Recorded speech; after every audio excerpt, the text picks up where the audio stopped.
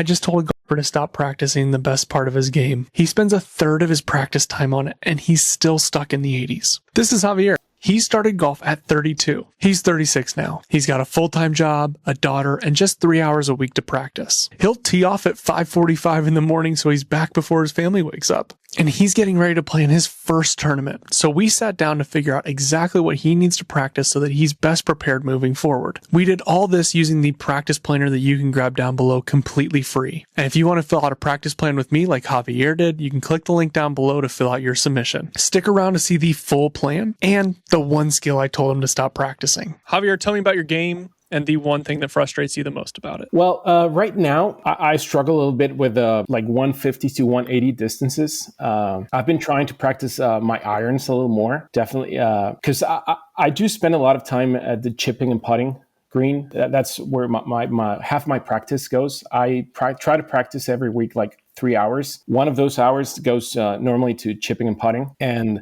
I don't get to go to the range as much as I want to. So I usually play 9 holes as a practice. My local golf course lets you tee off like very early in the morning, like 5:45 a.m., 6 a.m. in the morning, especially in the summer. That's when I can go to actually play 9 holes of golf. So I try to do that once a week while my daughter and wife are asleep. So it's more convenient for me. And I've been feeling that playing like going out on the course and play, it's what has made my game improve more than going to the range. Because I was kind of with this thinking all the time, I'm not going to range, I'm not hitting enough balls, I'm not going to get better. But actually, it was a surprise to see that my game got a lot better after going out more to the course, right? So I wasn't sure, like, I just want to optimize my practice. I have limited time. So I just want to know what to do, how much time to dedicate to each thing. Because like mid distances have been like an issue because I'm trying to get more greens in regulation. Like every time I go out, I'm trying to chase more than fairways. I'm trying to focus more now. Greens in regulation, yeah. Where do you feel like you're missing? Do you feel like is it a distance control thing? Is it a direction thing? I would say my distances are not like very lengthy. So I usually get my second shot. I usually get my second shot from 150 to 180. That's especially when I play blues or the tips. I'm prepping for a tournament, my first tournament, like open tournament, Pro-Am. I know I'm not going to be like able to like practice a lot. Like I know I'm not going to be able to get like a PGA Tour distance. Honest, I'm honest with myself. I'm just trying to like with what I have. Do the best I can. So right now, I think if I'm like a little more straight, I would say like aim better with my irons, especially 6 and 5 iron, which I use. I use a 4 hybrid also for those distances. I'm trying to practice a little more of that to miss better or aim better. How long you been playing? How many hours a week are you able to practice? If you don't want to spend time building out this whole practice plan on your own, you can grab the Play Ready Golf app down below. It takes the amount of time that you have, the skills that you have, and the facilities you have access to, sound familiar, and builds out a plan that gets harder as you get better. You can use code Isaac to get $20 off the app every single year for life. Go and grab that down below to start your 7-day free trial. Okay, so I started playing golf at 32. I'm 36 right now. As I said, I have a full-time job. I have a family. I have a young daughter. I normally like to go to my course like once a week, play 9 holes. And normally after work, I get like half an hour twice a week. I got off work a little earlier, so I go to the chip-in green. I try to, especially 15, 20 feet putts, like long putts, chips. I love to do the up and downs. That's like my main exercise. I try to do just 18 up and downs. It's been a big help for me because actually translates to the course better than just like chipping on the same spot. I just throw balls around the green and I just try to think about myself. Last time I did like 7 or 8 up and downs. I'm trying to beat that. I haven't managed to do so, but I'm just trying to improve that, and it has translated very well to the course. Yeah. That's interesting. How have you been able to apply that same methodology to the driving range? I know you mentioned from 150 to 180 is kind of the sweet spot of the struggle zone. What are you working on specifically there? I normally don't hit like too many shots with one with each club. I just try to one or two. I just aim at different flags. The 150 flag, for example, if I grab my 150 iron. I just try to imagine I'm in the course and I have to aim there. Just I try to, my shoulders, my feet, try my stance. Like I don't use the stakes on the floor because they don't translate very well for me while I'm on the course. Like I feel better like if with my own body, I try to aim and just focus a little more on the target. And that way I'm going to hit 150. It has to land about, I give myself like, I don't know, 50, 60 yards area to land it. And yeah, I try to at least be on that area. My expectations obviously are not like, I know I'm not going to be on the spot every time, but I should try to manage like certain area to know a little better about my dispersion. Yeah. That makes a ton of sense. When we're talking about alignment on the driving range, if we're not using alignment sticks, what are we using? As I said, I'm not really using anything. I do have one, but I just try to imagine like I'm on the course, and I normally use my feet and my shoulders as a direction. So whenever I turn left, I know like I'm standing in that direction. So that for me has been like a good aiming point, like understanding that I'm like squared to not squared like, but my shoulders like in a straight line to the target. So that's what helps me a little more. I don't know if that's wrong, but yeah, it's been like it's not been bad. Obviously, I understand if I use the sticks, I'm not sure if I could improve. I didn't see a lot of improvement with that, but I'm here to learn. Understood. No, I gotcha. I think there's obviously there's not kind of one size fits all for some of this stuff, and so alignment is a really big important part of being able to score, and so we'll figure out how we can dial that in best for you. Off the top of your head, where are your big numbers coming from when we break it down into the 4 categories? So off the tee, approach, chipping, and putting. If you had to rank those 1 through 4, 1 being your best, 4 being I lose the most strokes in this category. So I would say my best is probably chipping and putting and then driving. Of the tee, I would say 3rd, and my approach shots, I probably where I struggle the most. Yeah, my approach. Yeah, that's where normally I struggle a lot. Well, what's interesting is that's kind of inverted from where you gain your shots, right? Like right now, in that order, right? We're losing the most shots with the most important category, and we're gaining the most shots with the least important category. And so that's what that tells me, is that we've got a really high ceiling, right?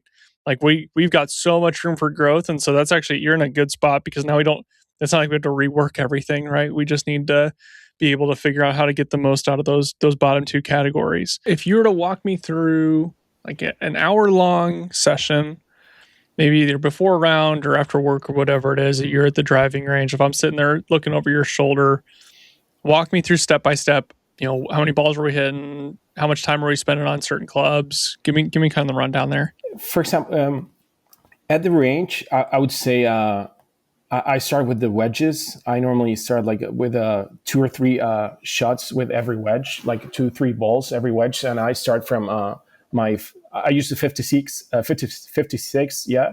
And from that, I go to my 50. I have a 50, then 45, and 9, 8. So I go from the wedges to the driver.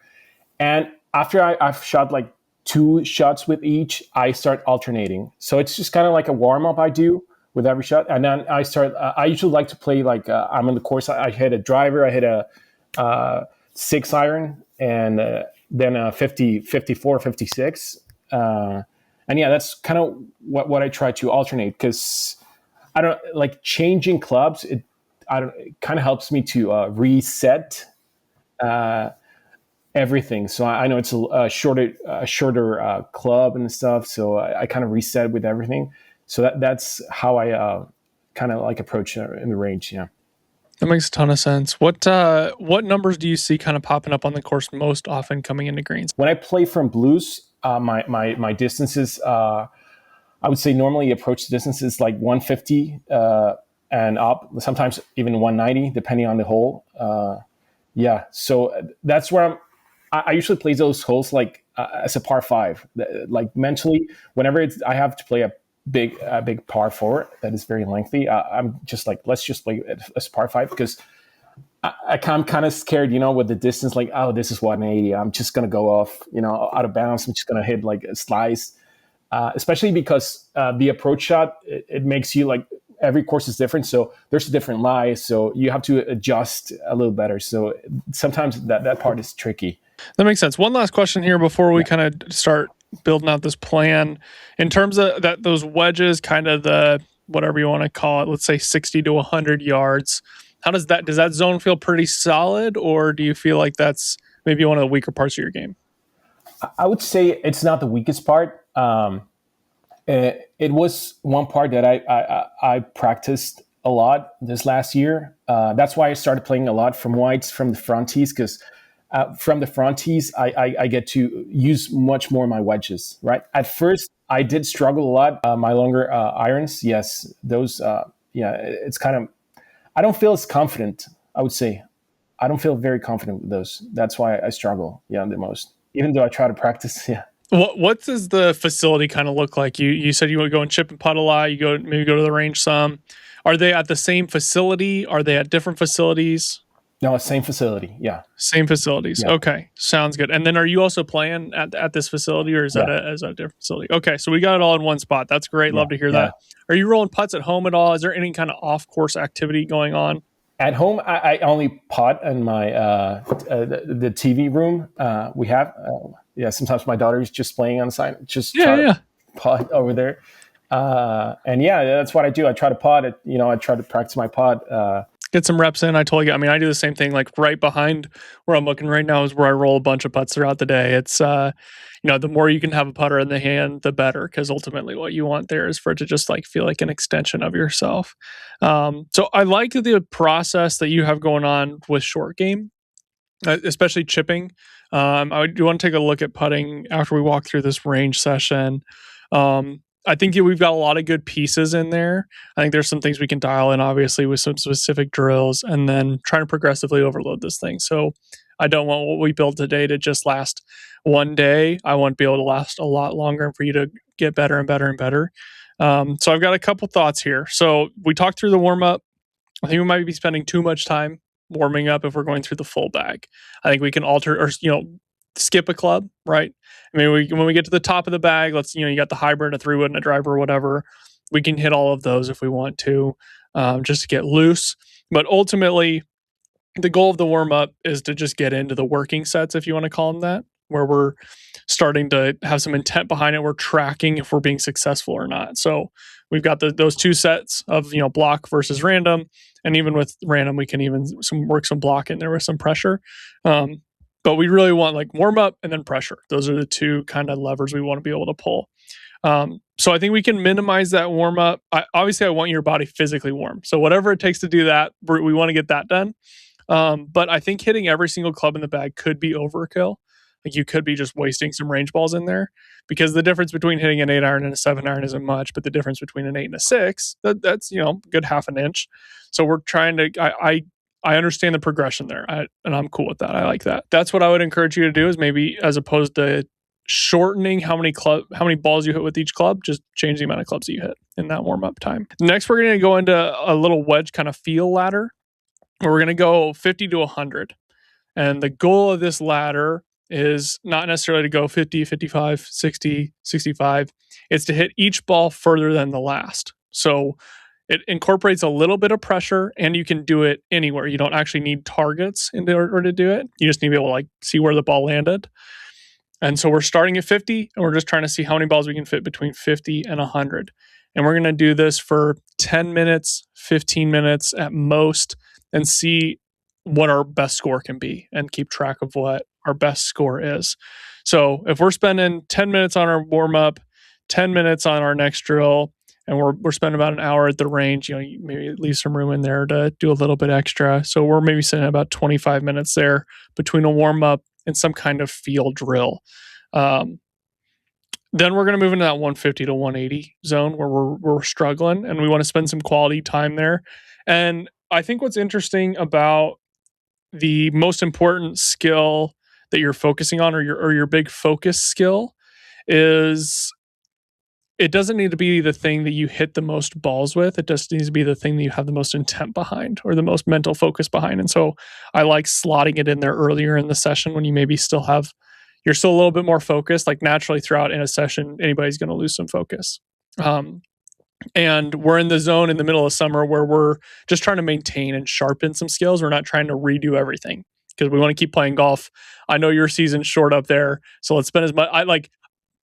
I think the best thing you can do, and we'll jump into this later, is play a ton of golf and then maybe make some games out there to get some extra reps in even. So, but moving into the third drill, 150 to 180. I want us to start with the foundation of solid contact, and then the next piece is we need to be able to start it where we want to start it. So we're gonna have however many club. What club goes 150 and what club goes 180? 150 for me, it's probably my 6-iron. Like it goes 155 ish, but I use it for 150. Yeah, because I know it goes a little farther, but if I have 150, I'm gonna take the 6-iron. Even though I know I hit it further, I don't care. Like it's, I feel more confident. Yeah. And then is the hybrid at that 180 range? Yes, the hybrid goes like 170, 175, and I have a 5-wood that goes 185, 195. Yeah. So what we're gonna do is we're gonna go 6-iron through hybrid. We're gonna play. We place our ball down. We're gonna take 2 paces out if we can on that driving range. If you don't have enough space to do that, just take 1 pace out, and we're going to go a little wider. But we're either going to set tees or alignment sticks or balls or some kind of gate that we're trying to hit through, and we're trying to start the ball through. And we're going to set those. If we're able to go out 2 steps, we're going to go like 1.5 steps in either direction. So we kind of want about 6 feet of a gate. And if we can only go out 1 step, then I'd rather have that be around 4 feet. Of a gate. So a little more than a driver. What that's going to allow us to do is I don't want to really be focused on, at least for a little bit, the amount of curve it has or where it lands. The first set of this drill, we're going to do 2 sets where we work up and back down. So we go 6-iron up through hybrid, then we come back down. Okay. All we're trying to do is make solid contact and hit it through the gate. Okay. And if you do both, you get a point. Okay. Great. Then the next set that we do where we go 6-iron up through hybrid and back down, we're also picking a target landing area. Now, I know we're not changing targets every single time. We're more focused on like an airplane strip, right? A landing strip of a zone. But really what we're focused on is solid contact. Can I make solid contact? Can I start it where I want it to start? And can I curve it a minimal amount? And so by just training the outcome, the swing is going to figure out, like your body's going to figure out how to get it done. So that's kind of the beginning part of this session. Before we get into some more random stuff and off the tee, does that sound like something that's doable? Does that sound like something that, okay. Yeah, I can fit that into my week. Yeah, definitely. Yes. Yeah. Okay. Well, then the last little bit of this range session is going to be a random approach drill where we're picking different targets, different numbers. You can use a random number generator and grab 10 random numbers. This is the part of your session that I would keep no matter what, but I would shrink or expand based on the amount of time that you have. So if you just have 5 minutes to do it, get 5 random numbers. If you have 15 minutes to do it, get 15 random numbers. And go through your full routine, pick out a new target. And then something that we've been saying is like, okay, let's say it gives you a random number and I would go up through 180. So we're doing 70 to 180, let's say. Okay, perfect. Let's say it gives you 176 and the closest target is 168 when you shoot it, right? Just either kind of determine like, okay, I want to hit just past this or just play to the 168 number, play to the closest.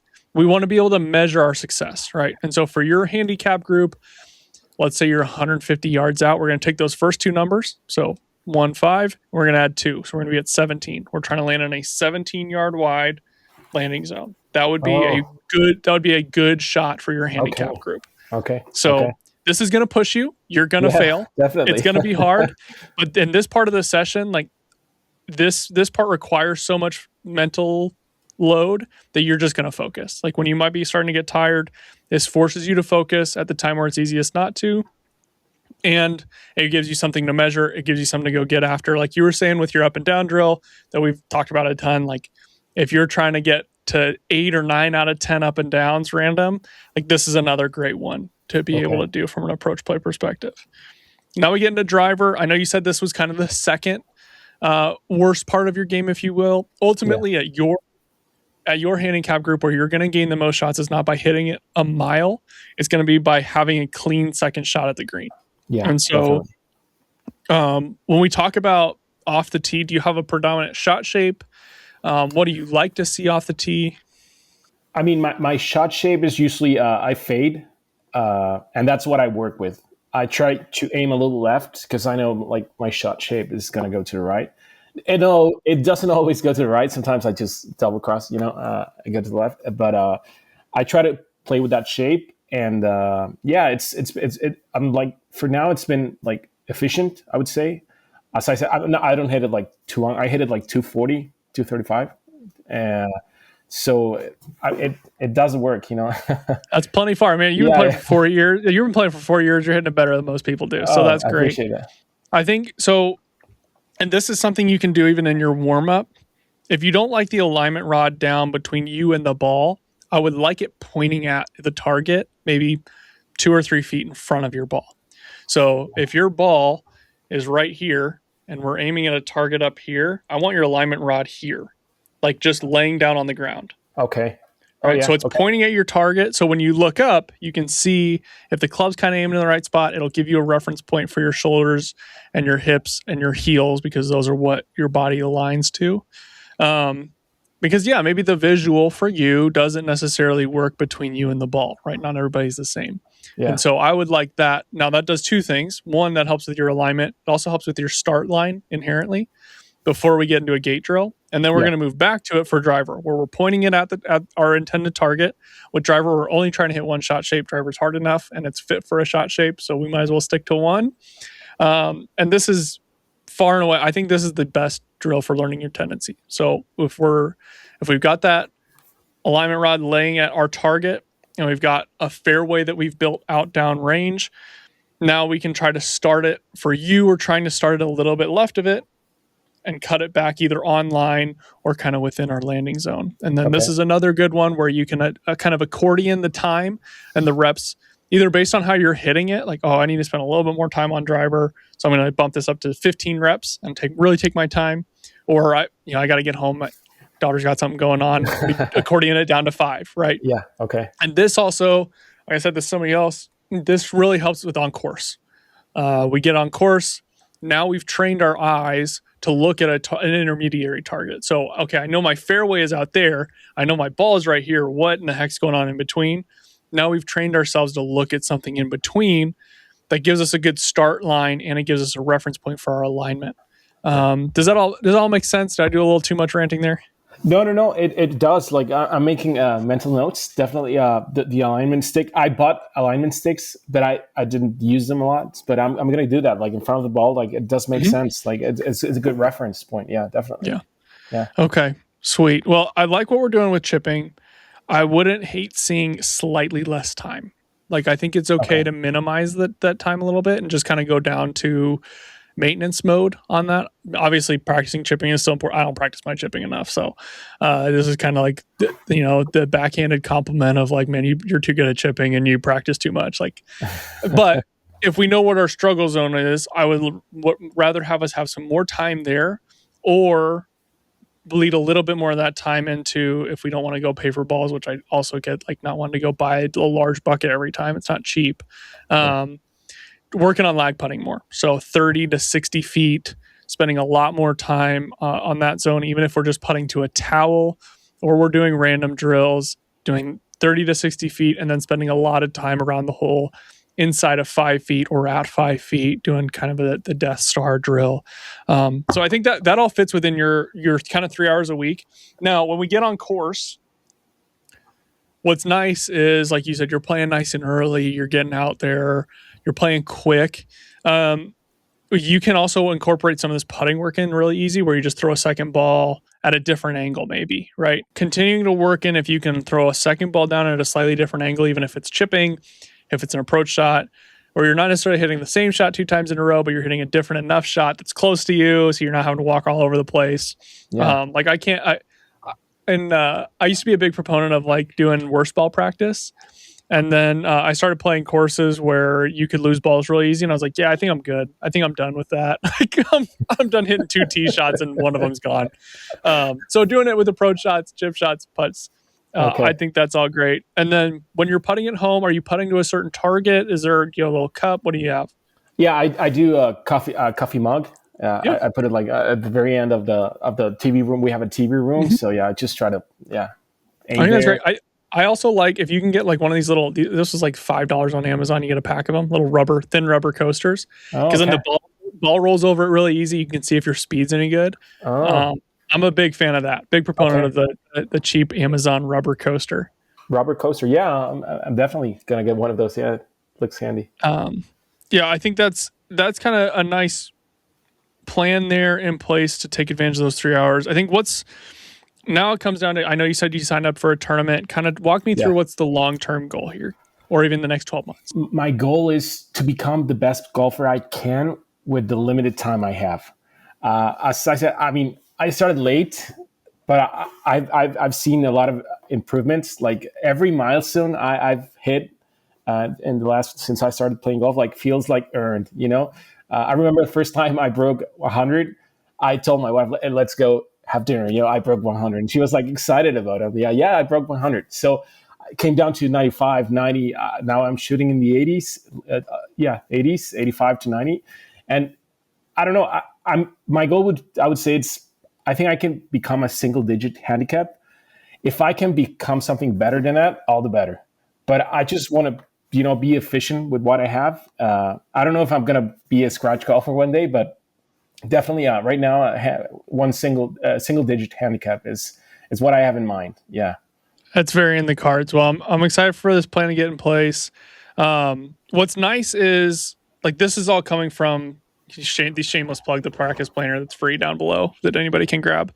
But all these questions are coming from that, where you can build it out so that like we talked about, kind of accordioning it based on even the time of year. Like it's going to get, I'm in Ohio, so it's going to get cold for me too. Like it's going to get cold for you earlier. And so being able to spend, like, there's all these 24/7 simulator places. Okay, how do we adjust the drills based on that? How do I get the most out of this little office that I'm putting in? How do you get the most out of the living room, right? Yeah.